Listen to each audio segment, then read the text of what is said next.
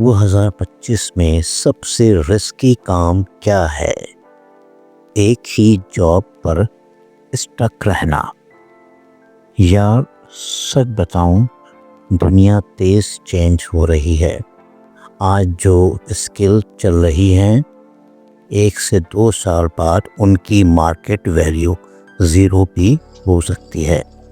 इसलिए अगर तुम बेहतर सैलरी, बेटर ग्रोथ चाहते हो, जॉब चेंज से मत डरो। हर नए अपॉर्चुनिटी के पीछे एक नई लाइफ होती है।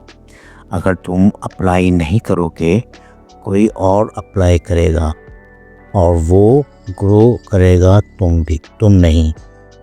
बस एक काम करो, डेली न्यू जॉब्स चेक करो, अप्लाई करो, इम्प्रूव होते रहो। फुल जॉब डिटेल देखनी हो, हाइब्रिड जॉब चैनल को सब्सक्राइब करो। यहाँ रोज़ नए मौके मिलते हैं।